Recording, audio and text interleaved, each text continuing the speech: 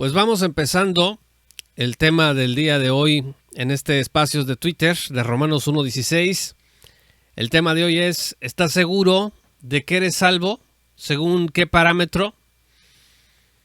Y quiero comenzar diciéndoles que generalmente hay dos respuestas que se dan desde dos sistemas que algunos piensan que es lo único que existe. Desde el punto de vista arminiano, por ejemplo, se puede decir, bueno, yo estoy seguro de que soy salvo, pues por mi desempeño, porque estoy cumpliendo lo que Cristo dice que debo de cumplir.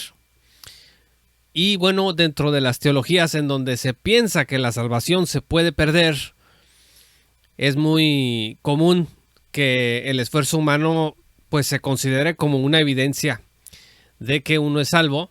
Bienvenida, Judith. Por otra parte, está el calvinismo. El calvinismo dice, no, pues una vez que eres salvo, no puedes perder la salvación. Isaí, bienvenido. Una vez que eres salvo, no puedes perder la salvación.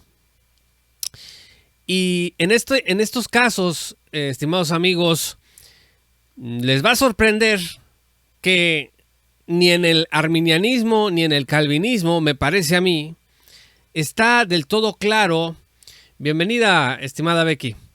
Está del todo claro la certeza de la salvación, ¿sí? O sea, son dos cosas diferentes: la seguridad eterna y la certeza que tenemos sobre esa seguridad eterna. Porque en uno de los casos se dice, bueno, ¿eres salvo? Sí, sí soy salvo, pero pues si caigo en determinados pecados, puedo perder la salvación. En el otro sistema se dice, bueno, eres salvo y no puedes perder la salvación, pero entonces sale la pregunta, ¿y qué tal que si me estoy engañando? ¿Sí? Entonces, en cualquiera de los dos casos, no hay una certeza propiamente dicha.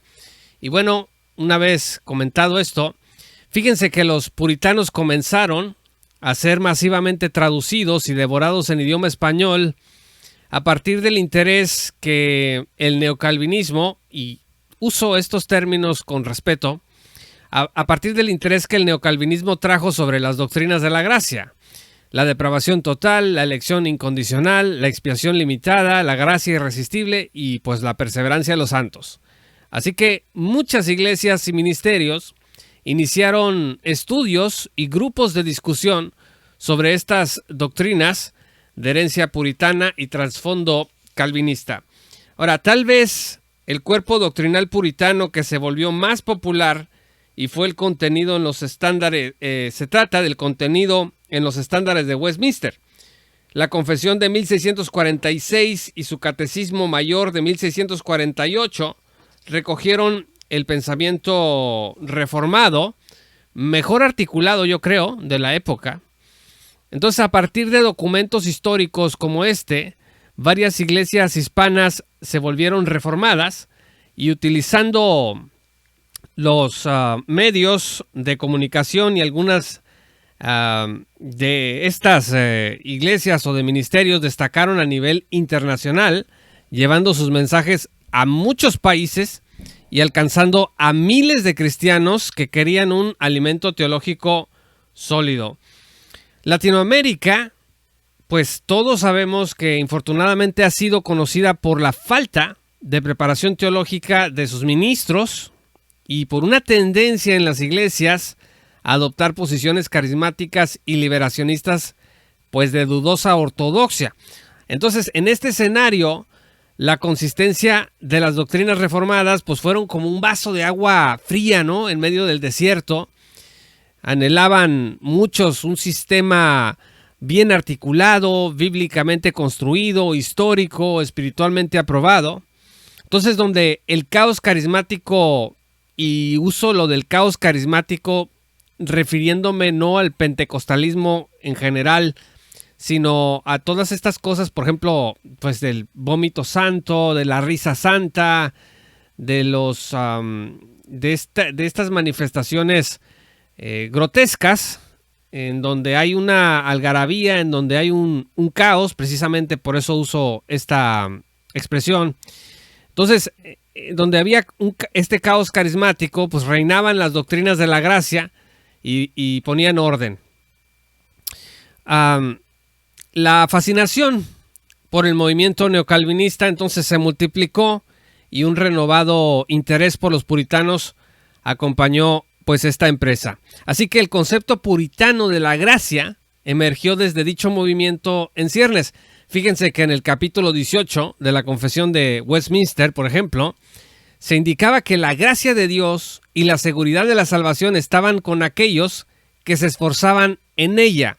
Les voy a citar un pedazo de este capítulo 18. Dice: los que creen verdaderamente en el Señor Jesús y le aman con sinceridad, esforzándose por andar con toda buena conciencia delante de Él, pueden en esta vida estar absolutamente seguros de que están en el estado de gracia y pueden regocijarse en la esperanza de la gloria de Dios, y tal esperanza nunca les hará avergonzarse.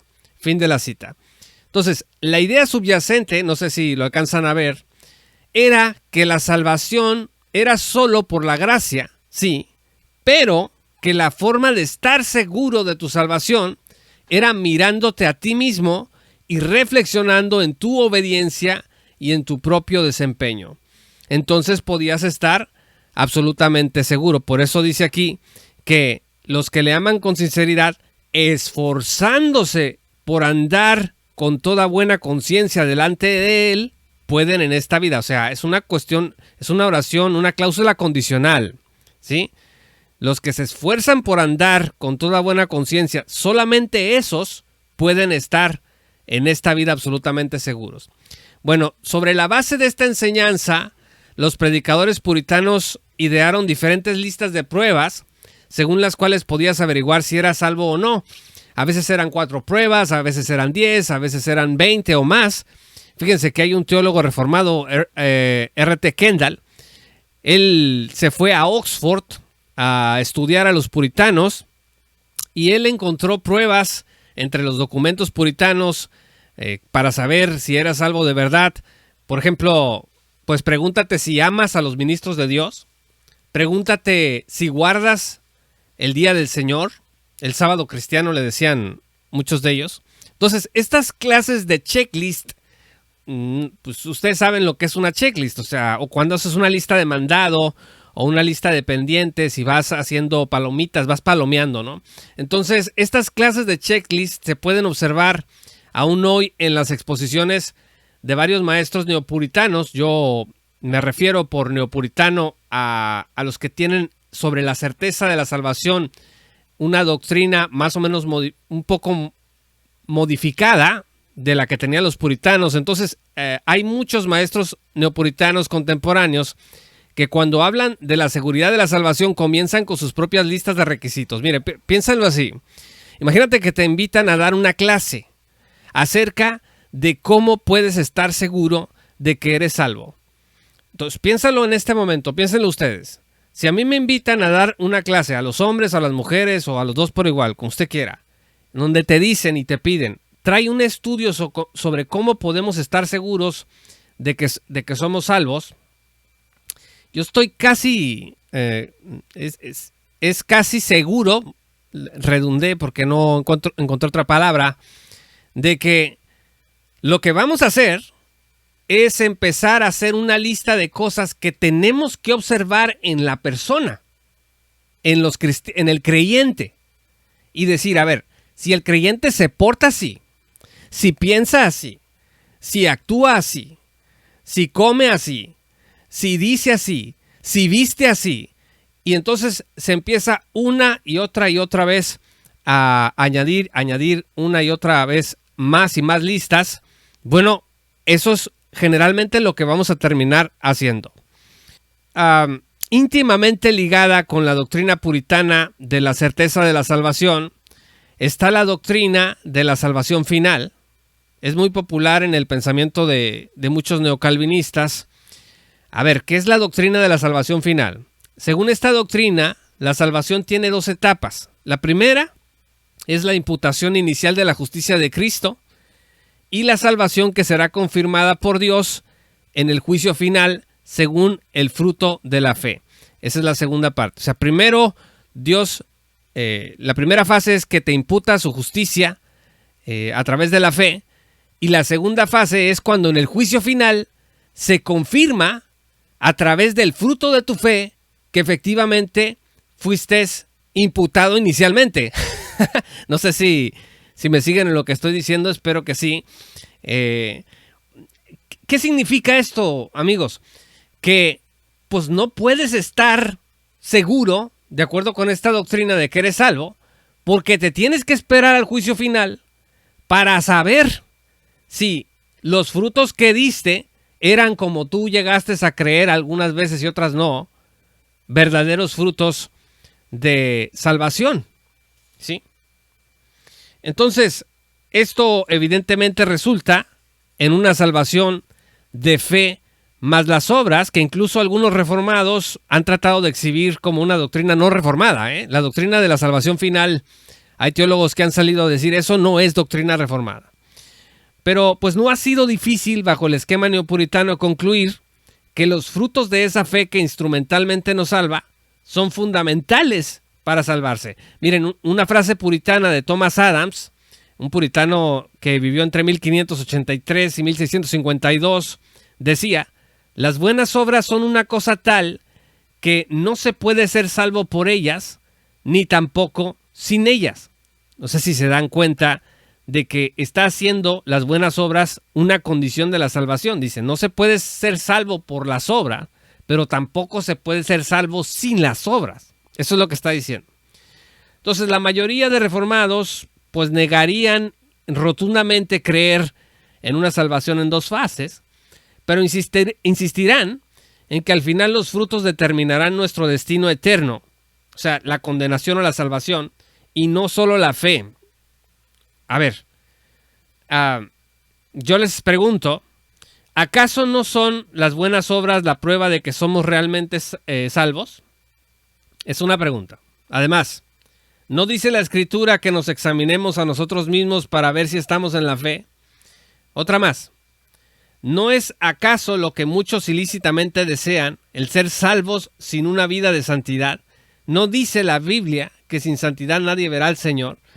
A ver, estas preguntas generalmente nos llevan a concluir de que las obras o los frutos o el fruto es finalmente la única cosa que te puede indicar si eres salvo o no eres salvo. ¿Sí? Y les voy a decir que ese es un problema, ¿eh? Si nosotros creemos que la única forma en que podemos estar seguros de que somos salvos es viendo el fruto, no va a haber seguridad de salvación real o certeza de salvación real en tu vida. ¿Por qué? Porque va a haber picos en donde te sientas muy satisfecho con tu desempeño, digas, no, pues estos son mis frutos, y va a haber otros momentos en donde tus frutos pues, no se van a ver, o vas a caer en alguna situación pecaminosa que te va a hacer llorar y probablemente pedirle a Dios que te salve si no lo ha hecho. Entonces, hacer depender nuestra salvación de nuestras obras o del fruto o lo que entendamos por fruto es un asunto que al final no nos va a dar la certeza que quisiéramos tener. ¿Hay algún comentario hasta aquí antes de proseguir a la última parte? Muy bien, hermano, adelante. Hola, oye, primero me encantó toda la explicación. De hecho, pues obviamente aprovecho el comercial para tu libro. Justo hablas de ese tema. Entonces, si alguien no ha leído Salvos por su sola gracia de Juan Pablo, por favor léanlo, de verdad.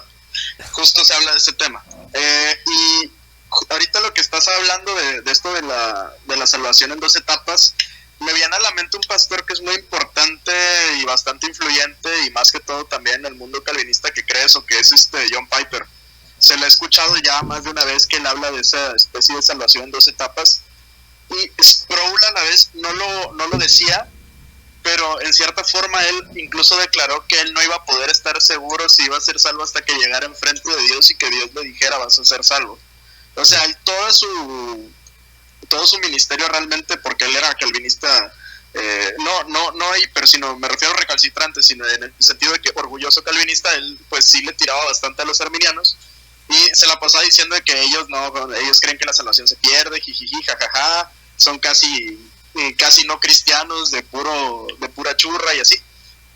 Y luego él sale con una declaración de que no sabe si va a ser salvo y es como, carnal, te estuviste burlando de Dios todo el tiempo y sales con esto. O sea, es como, al final, un sistema teológico, pues no, como tú dices, o sea, puede haber esa inseguridad de salvación tanto en el calvinismo como en el arminianismo.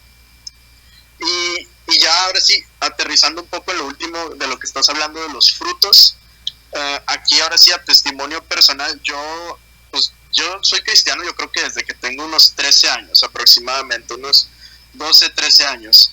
Y pues durante la universidad, la verdad, o sea, yo lo admito, yo me desvié en muchísimas cosas, de verdad. Y realmente, ya viendo las cosas en retrospectiva, yo sé que aún en esos momentos yo era cristiano, porque yo sabía que estaba haciendo mal. A mí me dolían las cosas que hacía, pero de todas formas las haces y tratas y le pones tierra encima a tu conciencia y terminas haciendo cosas peores. Pero al menos yo, y ya testimonio personal, esto no es tanto bíblico o así, yo lo que notaba era que cuando yo estaba en las cosas malas, yo no prosperaba, pero mis amigos que no eran cristianos sí. Y el día que me confrontaron con la escritura, porque no había sido confrontado con ella, el día que me confrontaron con la escritura yo no pude negar lo que estaba ahí en la escritura, era un imposible para mí negarlo. Y entonces ya en retrospectiva digo, oye, pues si realmente jamás pude negar lo que estaba en la escritura, como me estaban llamando la atención, confrontando, pues es el Espíritu de Dios el que realmente me estaba diciendo ya, o sea, ya.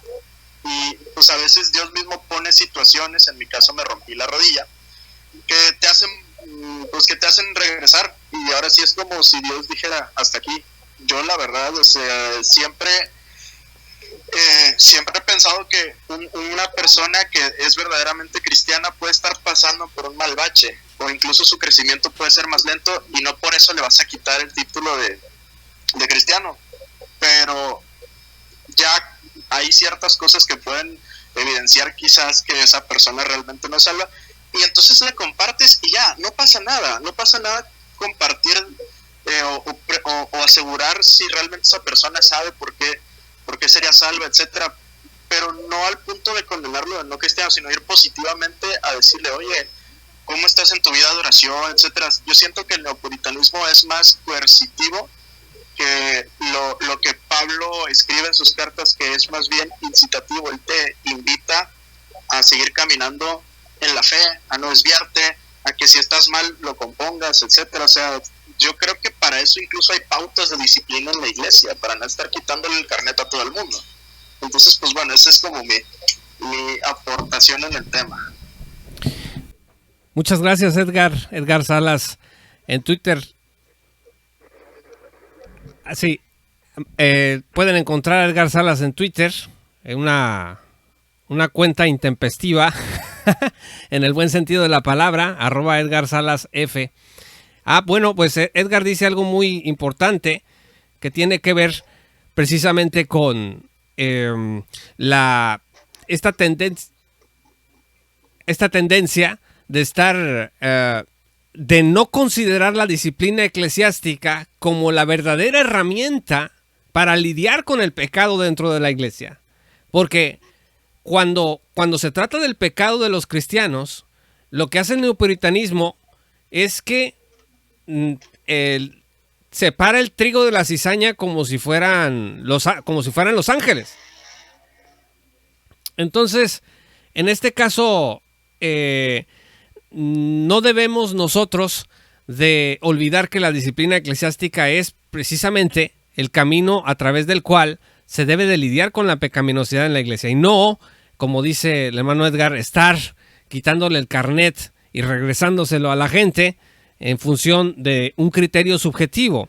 Fíjense que en la década de los 50 se levantó una controversia en Estados Unidos respecto de la naturaleza de la salvación.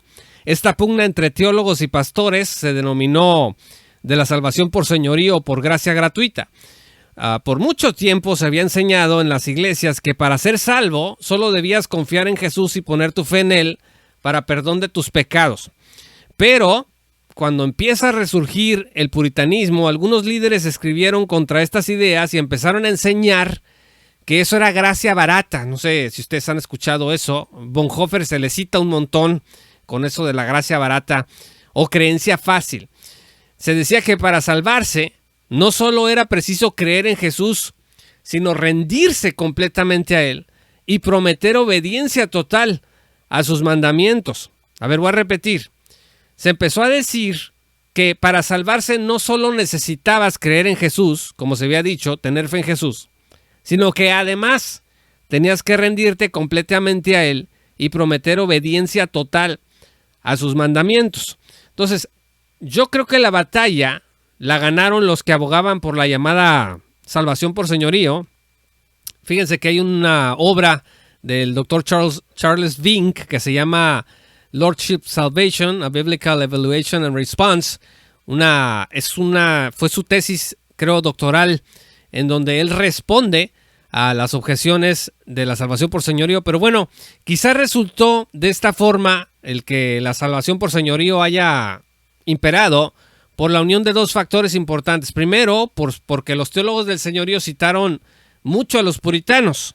Entonces se daba la impresión de que tenían un gran apoyo histórico y no solo escritural. Y en segundo lugar, porque hubo teólogos de la gracia gratuita que tomaron posiciones radicales, o sea, queriendo conservar la pureza de la fe sola en la salvación, es decir, nada más a través y solamente por la fe eres salvo, pues acabaron afirmando cosas tales como que no era necesario saber nada de la cruz de Cristo. O sea, solamente cree en Jesús, no le hace que no sepas qué hizo en la cruz, o no le hace que no sepas que tú eres pecador, o no es relevante que tengas fruto espiritual una vez convertido. O sea, todas estas cosas fueron posiciones radicales que algunos teólogos de la gracia gratuita infortunadamente tomaron.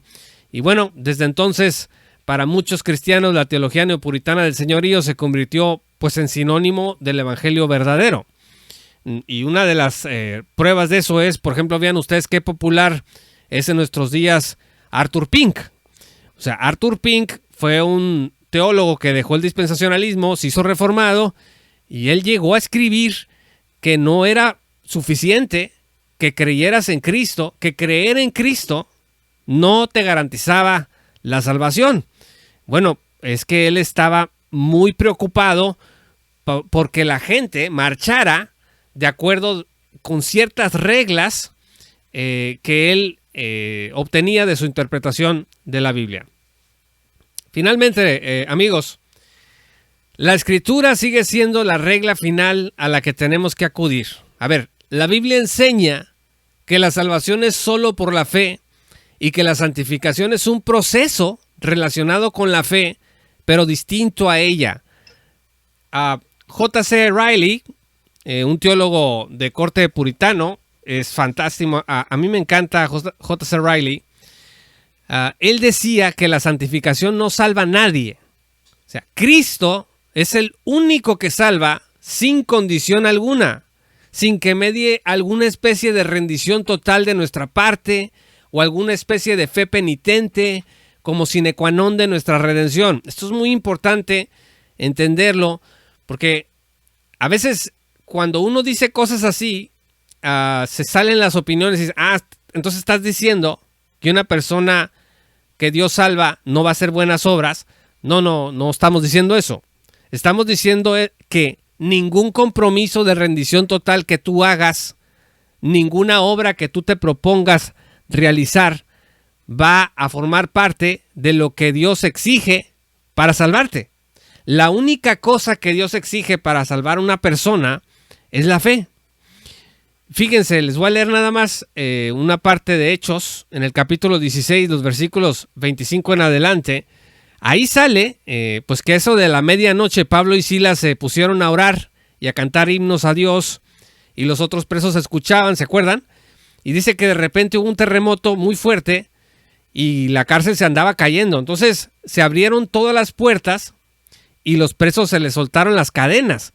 El carcelero pues se despertó espantado cuando vio las puertas de la cárcel abiertas, sacó la espada y dijo, pues me voy a matar. Entonces dice que Pablo le grita, no te hagas ningún daño porque todos estamos aquí. El carcelero pidió luz, entró precipitadamente y se echó temblando a los pies de Pablo y Silas. Luego los sacó y les preguntó, mucha atención, dice, señores, ¿qué tengo que hacer para ser salvo? A ver, no debemos nosotros de complicar cosas en la Escritura que no tienen una complicación adicional. Dice, ¿qué tengo que hacer para ser salvo? Fíjese lo que le contestaron. Cree en el Señor Jesús, así tú y tu familia serán salvos. Eso es todo lo que le dijeron que necesitaba.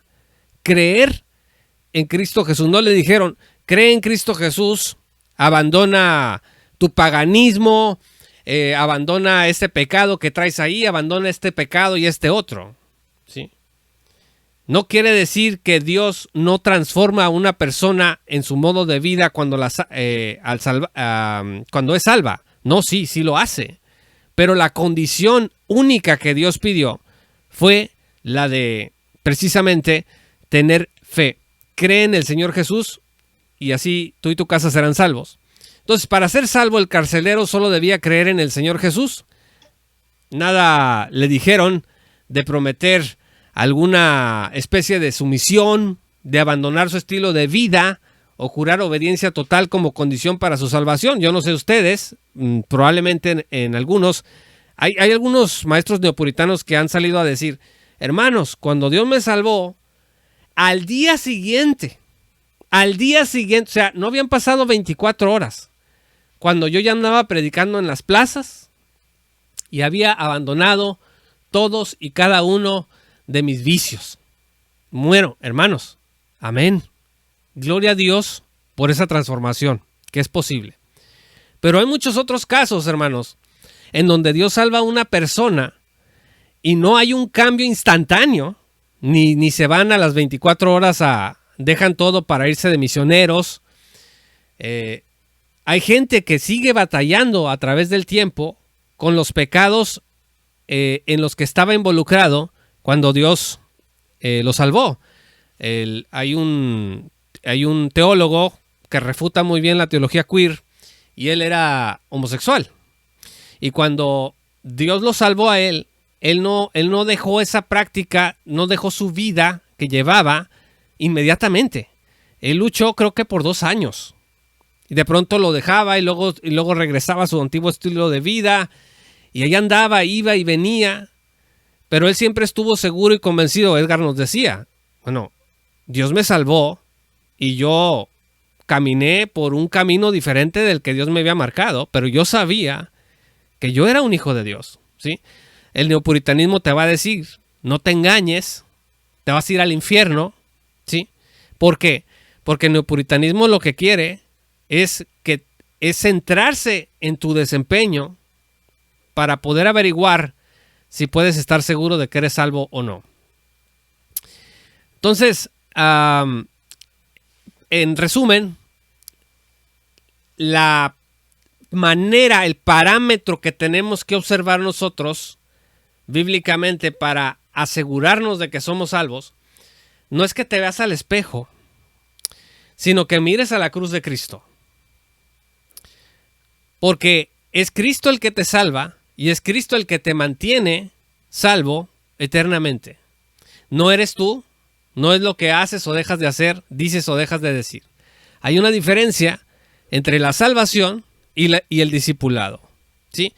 Ahí algunas personas dicen, bueno, pero el apóstol Pablo dice, examínense para ver si están en la fe. Bueno, pero es que esa pregunta, estimados amigos, no es para... Pablo no está diciendo, examínate tú mismo para que sepas si eres cristiano o no. Pablo está diciendo, fíjate, ¿quién eres en Cristo? Para que puedas responder adecuadamente al llamado que tienes, ¿sí? O sea, pórtate como el Hijo de Dios que eres.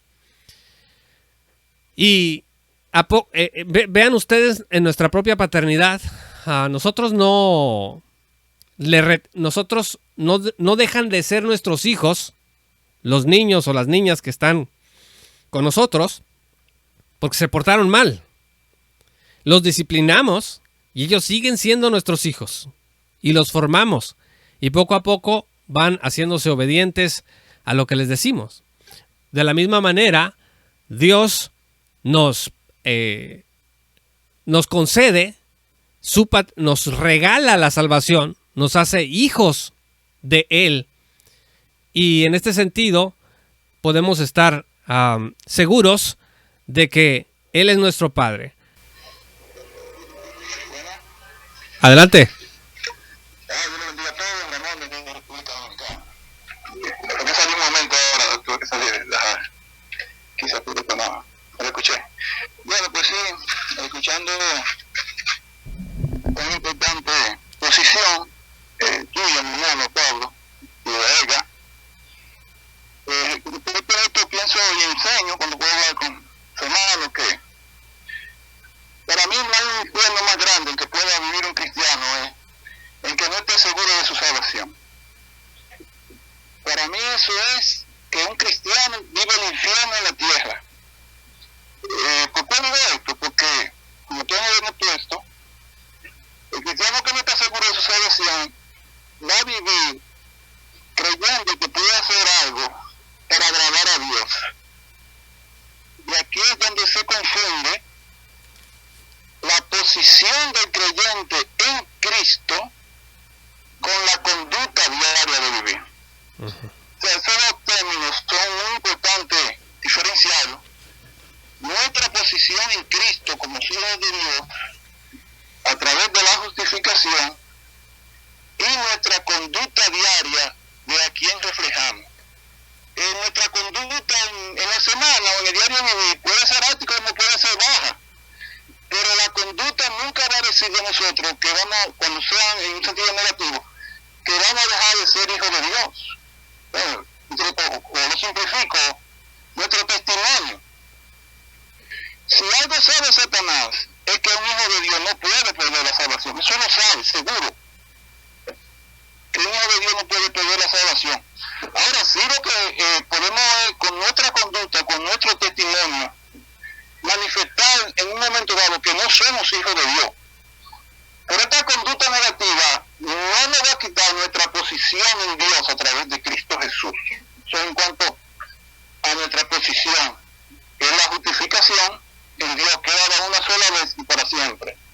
Y en cuanto a los juicios, los juicios finales, ustedes ponían, cada vez que escucho eso, digo, pero Dios mío, ¿cómo que podemos ver la Biblia? Porque la Biblia establece, mis hermanos, que el cristiano, el juicio que tendrá el cristiano, lo vemos en Corintios, en 1 Corintios capítulo 3, cuando hablamos del tema de las buenas obras. El cristiano no irá para ningún juicio final, nuestro juicio fue en la cruz, por nuestro pecado. Y eso quería hablar acerca de eso, ese tema tan importante, de nuestra seguridad de la salvación, de nuestra posición en Cristo, que es muy diferente a nuestra conducta. Dios le bendiga, mis hermanos. Muchas gracias, estimado Ramón. Ramón Emilio, también lo pueden seguir en Twitter en Ram N Emilio del R1. Interesante lo que usted dice entre el asunto de la posición en Cristo que tenemos y que tenemos que distinguir, porque en Cristo somos posicionalmente santificados, apartados, y sin embargo nuestra naturaleza pecaminosa sigue en nosotros y seguimos lidiando con el pecado. La gente que quiere hacer descansar, quiere hacer de sus obras el parámetro para saber o estar seguro de que es salvo, pues se va a encontrar con una montaña rusa, porque nosotros con nuestra naturaleza pecaminosa vamos a estar luchando una y otra vez. Y aquí entra el asunto del cristiano carnal en 1 Corintios 3, en donde el neopuritanismo suele negar que haya un cristiano carnal. Dicen, no, es que no hay una categoría de cristiano carnal, refiriéndose a alguien que vive como un impío, como alguien que no conoce a Cristo. Bueno, para empezar, el cristiano carnal, pues está en la escritura mencionado. Entonces, cuando a mí me dicen, ¿tú crees en el cristiano carnal, en la doctrina del cristiano carnal? Bueno, yo creo en la doctrina del cristiano carnal porque está en la escritura. Por eso. Entonces quiere decir que tú crees que una persona puede ser cristiana y vivir como le dé la gana. No, yo no estoy diciendo que crea eso. Yo estoy diciendo que una persona... A ver, los ojos de Dios no son los ojos de los hombres. Y nosotros podemos ver aparentemente mucho fruto en alguien o ningún fruto en alguien, pero los ojos de Dios pueden estar viendo algo diferente. ¿Se acuerdan de Lot? Pues ¿quién es Lot? Un tipo que vivía en una ciudad perversa, un tipo que ofrece a sus hijas. ¿Y qué dice Pedro, el apóstol, de Lot? No, pues en su corazón él sufría. Dice, Lot sufría en su corazón por el pecado que él miraba. Entonces, si nosotros vamos a juzgar con nuestros ojos humanos si una persona es cristiana o no es cristiana, por lo que nosotros alcanzamos a ver y por el parámetro que nosotros tenemos, pues vamos a errar, amigos. Para eso dijimos hace rato que está la disciplina eclesiástica. O sea, a ver, en una iglesia, si alguien se está portando desordenadamente, tú no vas a decidir si esa persona es cristiana o no, que porque está pecando de una manera o de otra. Tú la vas a someter al proceso de disciplina eclesiástica que está en la Biblia. Primero vas a ir a hablar con esa persona. Después vas a llevar un testigo si no quiere cambiar. Después lo vas a llevar a la iglesia. Y en todo caso, pues viene la excomunión. Y aún excomulgada una persona, el propósito es la restauración a la comunión. ¿Sí? Entonces, creo que el parámetro, insisto, que tenemos nosotros que observar no debe de ser otro que no sea la cruz de Cristo y lo que Cristo hizo por nosotros en la cruz. Por eso un teólogo, Ironside, decía, yo más que decir que creo en la perseverancia de los santos, yo creo en la perseverancia de Cristo, en la perseverancia del Espíritu Santo. ¿Sí? Yo no me voy a concentrar en mi perseverancia, sino me voy a concentrar en la perseverancia del Espíritu de Dios, que su obra la va a realizar de principio a fin como Él lo determinó. Les voy a decir por último que les agradezco mucho que se hayan conectado. Qué bueno que tuvimos este espacio. Lo estoy grabando por si alguien entró tarde para que lo puedan escuchar. Lo voy a subir a nuestro sitio web oficial www.jpaulomartinez.com. Recuerden también que se pueden unir al grupo de patrocinadores de Romanos 1.16 desde $1 al mes en www.patreon.com/jpaulomartinez. Así que muchas gracias por estar conectados con nosotros. ¿Hay alguna participación antes de finalizar este tiempo que hemos tenido compartiendo juntos aquí? Si hay alguna participación adicional, solamente soliciten el uso de la palabra y yo les autorizo aquí. Hermano, voy a hablar rapidito. Adelante. Eso que mencionaste al final, yo creo que es lo más importante. La salvación depende única y suficientemente de Cristo. Ya, en Él es el que descansa nuestra salvación. Y Él es el que transforma corazones, Él es el que salva. Entonces, pues no debemos de cuestionarnos tanto si lo que yo hago es lo que sostiene la salvación, sino es Cristo es quien me da, quien sostiene la salvación. ¿Cómo lo sé? Porque la Biblia me dice que he sido sellado con el Espíritu Santo en el momento que yo he creído en Él como mi Salvador. Entonces, en eso hay que descansar, más que todo. ¿Cómo sé que soy salvo? Si yo estoy de acuerdo con lo que la Biblia dice, muy probablemente eso sea como el mejor indicio. Porque si estoy de acuerdo con lo que la Biblia dice, estoy de acuerdo con que Cristo es quien sostiene y que hace posible todo. Y también ya una última cosa, por ejemplo, yo no sé si alguien crea que la salvación se pierde, yo la verdad no, pero yo, evidentemente de todo, hay tal cual que te pueda, un sistema teológico que te pueda asegurar nada, como tú bien dijiste. porque hay arminianos que creen que la salvación se pierde, hay arminianos que creen que no se pierde, hay calvinistas que manejan esto de la doble salvación, y eso para mí es como pensar que también en cierta forma no puedes estar seguro de ella. Hay calvinistas que manejan nada más una etapa de salvación, y que si eres predestinado desde antes de la fundación del mundo significa que no te vas a perder ni nada y vas a perseverar. En mi caso, como yo no soy ninguno de los dos, ya eso es una postura todavía más honda y no voy a entrar en ella, pero básicamente yo descanso en que he sido sellado con el Espíritu Santo. A veces no tenemos que complicarnos tanto con sistemas, sino irnos directamente a qué dice la Escritura. No tengo que serle fiel a un sistema para estar seguro de algo, porque al final serían las adhesiones que el sistema ha hecho, como el neopuritanismo, que le agrega ciertos puntos a fijarnos. Entonces nada más tengo que irme a lo que dice la Escritura y listo. A veces podríamos parecer ignorantes y todo por no querernos adherir a un sistema, pero yo creo que el cristianismo es eso, es algo tan simple que a veces el hombre le ha querido añadir más cosas y más complicaciones cuando es tan simple. Crea en el Señor Jesucristo y serás salvo, y ya, y Él es el que transforma. Y yo creo que si perdemos esa seguridad de que Él es el que hace la obra y el que perfecciona, entonces nos vamos a empezar otra vez a sostener en el hombre, cuando nos tenemos que sostener en el Dios hombre Jesucristo. Y ya, esa es mi participación. Muchas gracias, estimado Edgar. Gracias a todos los que nos acompañaron. Hay gente que se conectó, se desconectó y así se volvían a conectar. Muchas gracias por formar parte de este espacio de Twitter de Romanos 1:16. Una última anotación nada más. Me decían, ¿pero no dice la Biblia que el que persevere hasta el fin, ese será salvo? Pues sí, pero eso está dicho en un contexto tribulacionista que tendríamos que estudiar desde un punto de vista de las diferentes dispensaciones. Pero eso será o puede ser tema de otro espacio. Muchas gracias, hermanos. Gracias a todos los que se conectaron y que el Señor los bendiga, los siga bendiciendo, que se la sigan pasando muy, muy bien este domingo. Dios los bendiga. Hasta pronto.